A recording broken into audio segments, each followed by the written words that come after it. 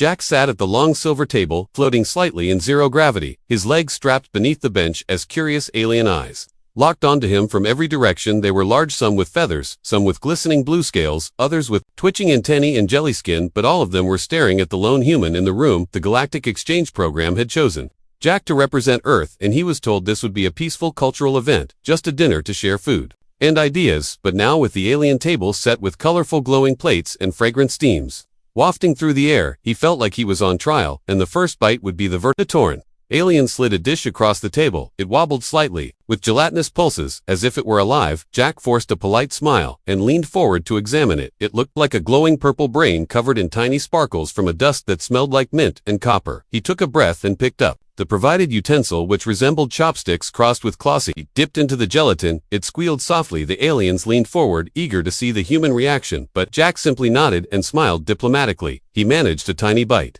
and swallowed it. Tasted like frozen perfume mixed with battery acid, but he smiled and nodded again. More dishes came floating across the table, one after another, a fried insect with wings still twitching, a blue soup that steamed upward into faces, a crunchy flatbread that dissolved into foam in his mouth every time Jack took a polite nibble. The aliens clapped or blinked in approval. Clearly this was a performance for them. Then it was Jack's turn. He reached into his sealed emergency ration pack, pulled out a simple vacuum-sealed piece of beef jerky, tore it open, and laid it proudly on the metal tray.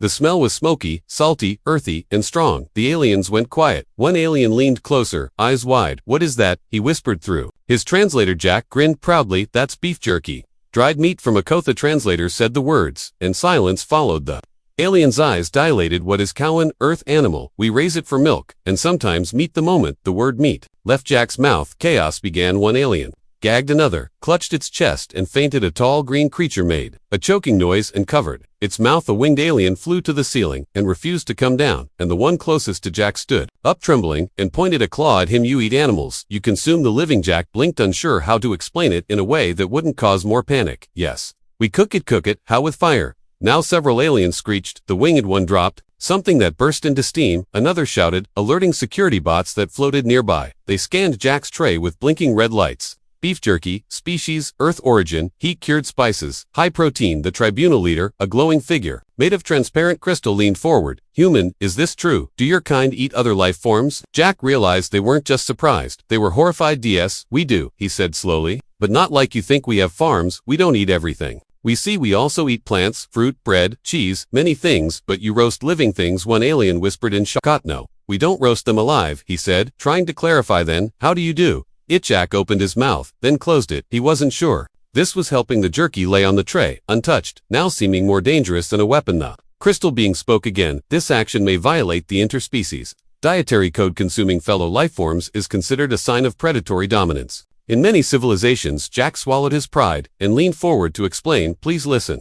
Earth is a harsh planet. We evolved by surviving. We had to eat what we could, and over time, we built cultures, recipes, families around food. We honor what we eat. We give thanks. We don't waste. We celebrate meals together. It's not cruelty, it's survival and love." Some aliens looked curious. Others still stared with terror. Another alien sniffed near the jerky and winced. "This smells like burned suffering." "It smells like flavor," Jack said instinctively. That triggered a new wave of whispers. The leader spoke again. "We need to understand the nature of your consumption. Human, prepare a traditional meal of your kind for us tomorrow, one that defines your nodded slowly. "The tribunal will determine whether humanity is a species of monsters or miracles based on what you serve next." Jack sat back, heartbeat pounding, as he realized tomorrow's dinner would decide humanity's fate. Jack stood in the middle of the alien kitchen chamber, surrounded by blinking lights, levitating utensils, and ingredients he could not even pronounce, while a dozen eyes watched his every move. A mixture of fear, fascination, and judgment clung to the air like smoke. He had been given one chance to prove that humans were not savage beasts and that their food was not an act of war. Each motion he made was being recorded, broadcasted, and studied by alien scientists, chefs, and cultural observers. He opened his human ration kit and pulled out what he considered comfort food: a pack of barbecue ribs, a pouch of hot wings, a small bottle of hot sauce, and a can of mac and cheese.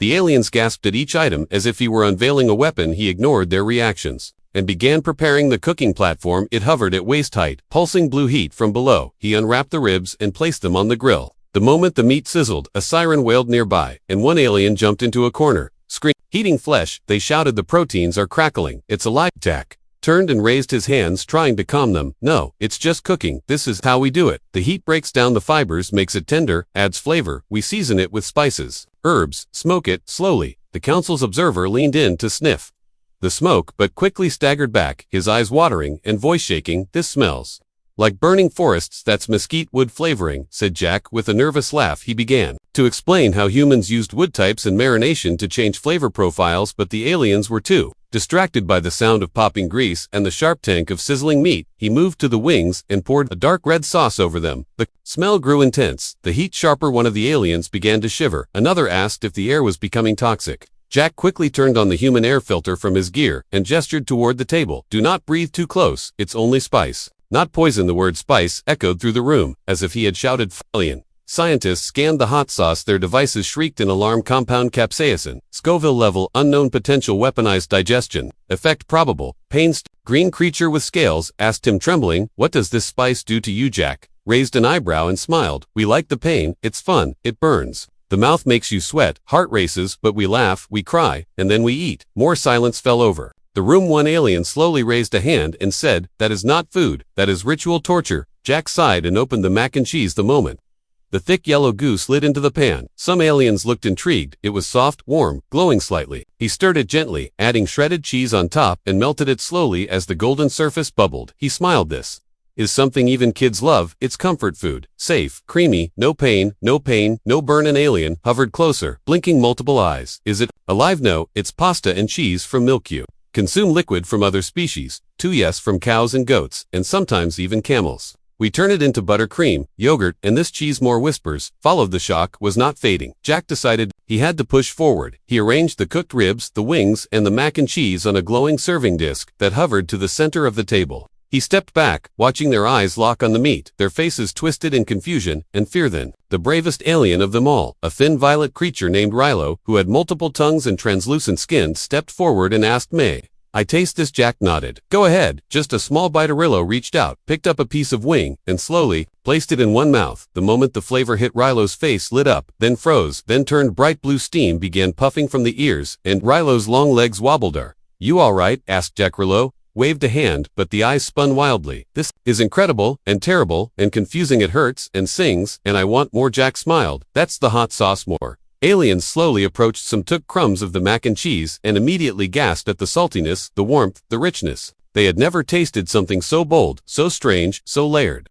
The council leader arrived just as Rilo picked up a rib and took a large bite. The meat pulled cleanly off the bone. The smoky flavor hit hard, and Rilo collapsed into a sitting position, eyes wide, limbs limp. The council shouted, medical emergency. Raised his hands. No, he is not dying. That's just how it feels. The first team, a team of floating bots, scanned Rilo, who simply whispered the word, again, again, again. The council looked at Jack, then at the food, then back again. One elder stepped forward and said, tomorrow, you must attend the bioethics tribunal. Why? Jack asked. Because if this food is truly normal to you, then we must determine whether your species evolved for peace or for conquest. Jack looked around at the aliens now huddled over the food, some still shaking, some licking their lips, and he knew that humanity had made an unforgettable impression. The tribunal chamber was darker than the rest of the station, lit only by glowing blue crystals that pulsed with emotion reading signals. From the minds inside, Jack stood alone in the center, surrounded by floating platforms where the alien council sat, each species represented by their elder diplomat, some with tentacles, some with rotating eyes, and some whose faces changed shape. As they spoke, a silence held the room tight, as if the air itself refused to breathe, until the truth came out. A voice from above broke the silence. Human Jack of Earth, you are summoned to answer for the biological danger your dietary practices present to the galactic community. The events of yesterday have raised questions about your species and their ability to coexist with others. We require clarity. Jack raised his voice, steady but firm. I am here to explain everything. QAnon alien with crystalline horns spoke first. Your food-induced physical convulsions, psychological confusion, and potential addiction in multiple species, including Counselor Rilo, whose condition remains unstable. Jack looked around, feeling the weight of every eye, then said, the reaction is due to capsaicin, a natural compound in spicy food. Humans evolved to handle it. Others might not, but that doesn't make us dangerous. Another counselor floated forward. Their body was covered in soft blue feathers, and they blinked twice before asking, is it true your kind consumes creatures after boiling them alive? Jack hesitated, knowing where this was going. Yes, in some cultures, people cook crustaceans like crabs or lobsters, by boiling, but it is not done for cruelty. It is tradition or technique. Sometimes the method preserves texture, flavor, safety. I am not saying it is right or wrong, only that it is real. Murmurs spread through the council. One alien stood tall, with wide trembling eyes, and said, "Your people ferment living materials, allow decay to set in, then consume it willingly." Yes, Jack replied, things like cheese, yogurt, kimchi, all involve controlled bacteria. It is how we create flavors, preserve food, and improve digestion. The room pulsed brighter. Some aliens held their heads, others seemed fascinated but disturbed. Another voice came soft yet sharp from a long shadowed platform. "This behavior suggests pain tolerance, chemical dependence, and thrill-seeking. Can you explain why your kind enjoys sex?" Took a breath. "Because we are built from hardship. Humans evolved on a planet filled with storms, predators, starvation, disease. We had to find meaning in discomfort, had to turn pain into pleasure, or we would have broken." The council chamber fell silent. Again, the words echoing between the walls. A new voice, older, deeper, more commanding, filled the room. "Your physiology allows you to digest meat, plants, bacteria, even toxins. You survive by consuming everything. We have run simulations based on your enzyme data. You are classified as extreme omnivorous." Jack nodded. "That is true. You even consume things labeled toxic by galactic standards, including caffeine, alcohol, and spice. Yes, those things stimulate us. Some make us feel awake, some help us relax. It is about balance and experience. We have the choice." Counselor Rilo appeared now, escorted by medbots, still swaying slightly, but smiling wider than before. Their voice trembled with excitement.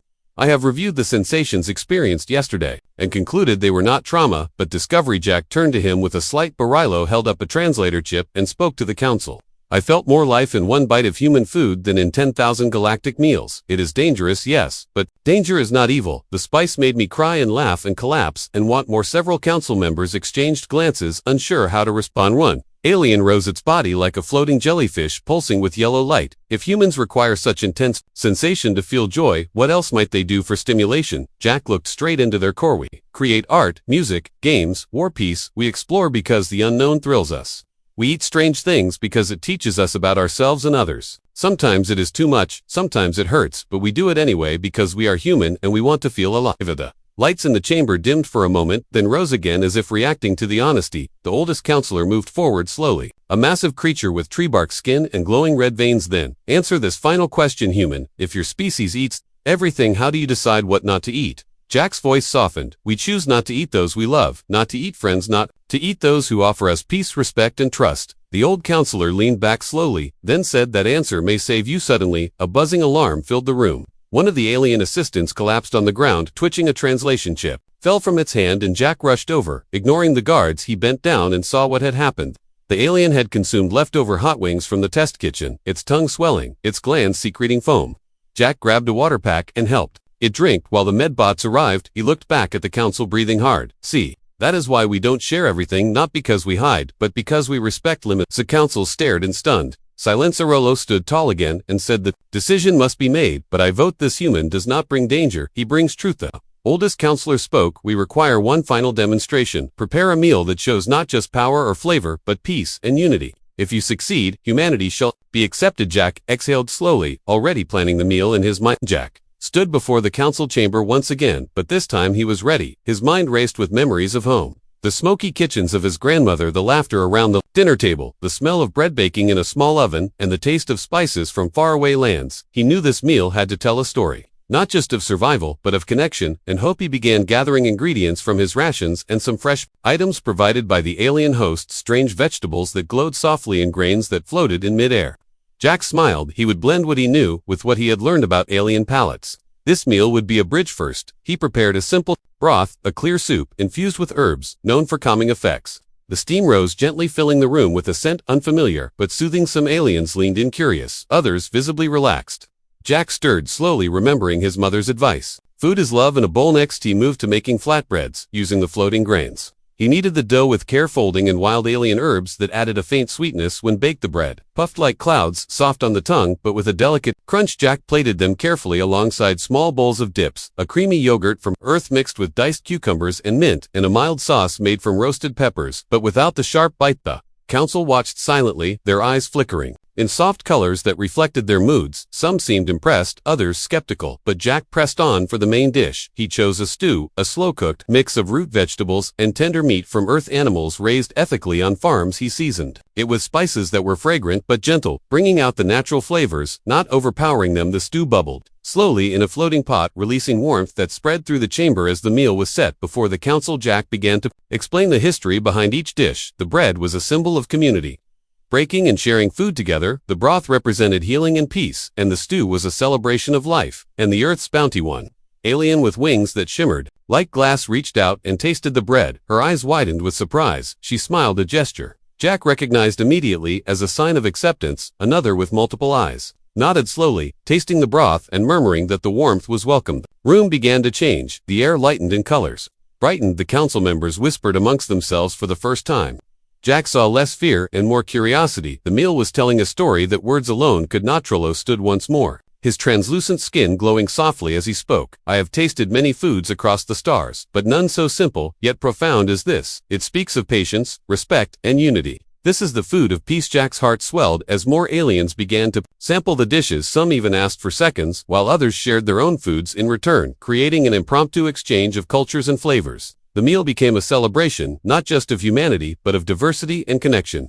An elder with bark-like skin approached Jack, his voice deep and steady. You have shown us that food is more than sustenance. It is language. It is memory. It is hope. You have reminded us why we gather around tables to share and to listen. Jack nodded, feeling the weight of those words, knowing that he had done more than cook. He had built a bridge between worlds, a bridge made of taste and care and understanding. The council leader's voice broke the momentary silence. Humanity's food reflects your history, your struggles, your joys, and your desire for connection. You have passed the test of heart as well as stomach. You are welcome in this community. Jack smiled, knowing that tomorrow's vote would be the turning point for Earth and humanity. He felt proud, not just of what he ate, but of who he was and what his people represented as. The chamber began to clear. The aliens invited Jack to stay longer, share stories, and continue the exchange. The meal had opened doors that had been closed by fear and misunderstanding. Jack looked out at the stars through the great windows of the station and thought of Earth, the forests, the oceans, the kitchens, the families. He carried all that with him in this moment, a human ambassador, not just by title, but by spirit. Jack stood before the alien crowd, ready to share what he called the Last Supper challenge, his hands steady as he prepared a feast that would show the galaxy not just the strength of human cuisine, but the heart behind it. The room was alive with whispers and wide eyes as plates floated to the table, laden with foods from every corner of Earth. Fried chicken with its crispy golden skin, noodles tangled with vegetables, chili sauces, dark rich chocolate, and creamy cheesy, began to tell the stories behind each dish. How fried chicken came from old family recipes, passed down through generations. How noodles symbolized connection across continents. How chili brought warmth to cold winters, and how chocolate was a gift of sweetness in hard times. Cheese was shared in celebration and comfort. The aliens listened as the smells filled the chamber. Rich spices, sharp aromas, and sweet scents mingled in the air. Some hesitated, some leaned forward, tasting a bit, and then more. Their faces changed with every bite. Some laughed as the spice burned, others gagged at textures new and strange, but most were curious and eager. A winged alien called Vaxa reached for the chili, her eyes narrowing as the heat hit. She coughed, then smiled, wide eyes sparkling. This is madness, she said, and laughed. I want Moria. Slim creature with silver scales tried the noodles, her multiple tongues tasting and flicking, and she said, this is unity in a bowl, each ingredient holding the other together. Jack smiled, seeing them embrace the foods, their reactions raw and real. One alien with glowing eyes asked to try what humans called the forbidden food, something Jack knew would test their limits.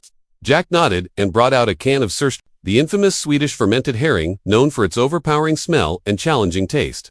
The room went still as the can hissed when opened. The pungent odor filled the air. Security systems flickered, alarms blared, and some aliens recoiled, covering their faces. Chaos erupted as the smell spread. Some ran coughing, others accused Jack of biological warfare, but Jack stood calm, knowing this was part of the test. The council debated fiercely while Jack waited silently. A scientist, who had been quietly observing, stepped forward, his eyes gleaming with excitement. He admitted that despite the overwhelming smell, the flavor was unique, complex, and fascinating. He argued that humans' ability to embrace such extremes showed their resilience and adventurous spirit. The council slowly quieted as they listened. The final vote was near. Jack could feel the weight of the moment. The galaxy held its breath when the decision came. It was surprising. Humans were welcomed, not just as visitors, but as pioneers in the culinary universe. Alien chefs wanted to study human recipes, and some even begged Jack to teach them how to make fried chicken and chili.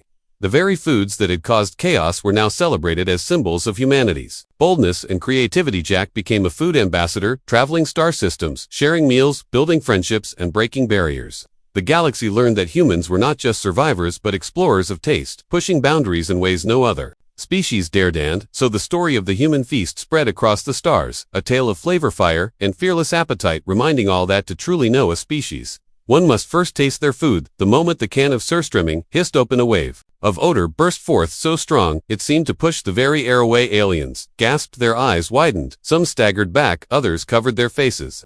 The pungent smell was unlike anything in the galaxy, like rotten fish mixed with sour cheese and something deeply fermented. The security systems on board the station blared alarms, flashing red lights as if a biological attack had been triggered. Chaos erupted everywhere. Floating bots rushed toward Jack as he stood calm amid the storm. Some aliens fled to their chambers, coughing and choking, while others debated loudly whether this was a violation of galactic peace protocols.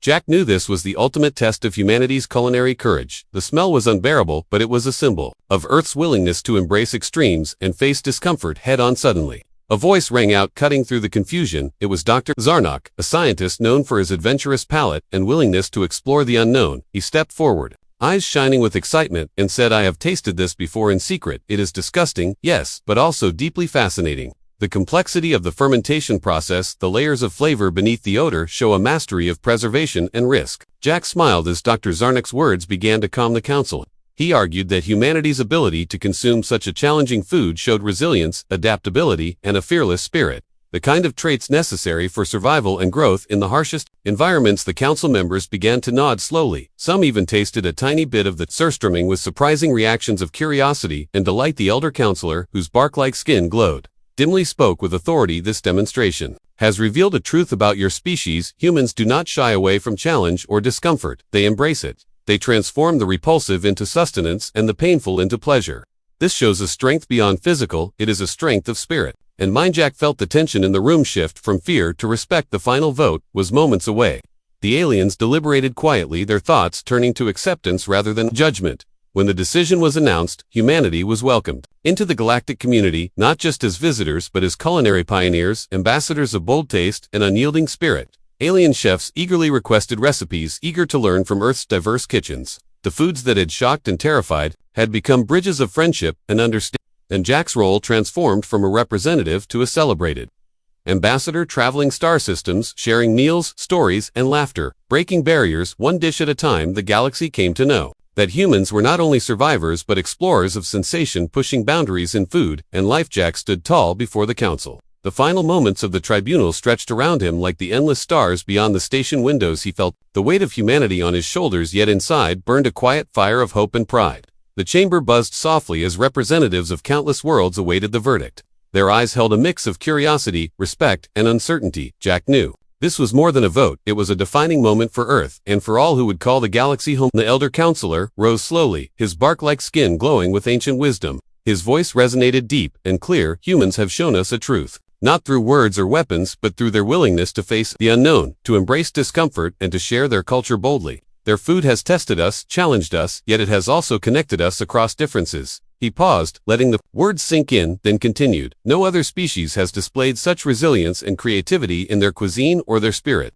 We welcome humanity not just as guests, but as equals, as culinary pioneers and ambassadors of courage." A wave of applause rippled through the chamber. Some clapped with hands, others with tentacles, wings, or antennae. Jack smiled, feeling the warmth of acceptance flood through him. Rillo stepped forward, translucent skin shimmering with emotion. "Your bravery has opened doors, not just to tables but to hearts across the galaxy. We will now share meals, stories, and friendships inspired by Earth's bold flavors and spirit." Jack nodded, his voice steady as he replied, "Let this be a beginning, not an end, a reminder that sometimes the greatest power lies not in conquest but in breaking bread together and daring to taste the unknown." The chamber began to fill with laughter and chatter as aliens exchanged recipes, swapped spices, and debated their favorite dishes. Jack was surrounded by new friends, eager to learn about Earth and share their own culinary traditions. As the feast continued, he looked out the window at the endless stars and thought of home, the forests, the oceans, the kitchens, where food was more than survival. It was love, family, and history carried forward by every bite. He knew this was only the start of humanity's journey among the stars, a journey defined by boldness, flavor, and the unyielding human spirit. And in the quiet of the night, as the station Hummed softly, Jack whispered, a promise to the galaxy never challenge a human to dinner.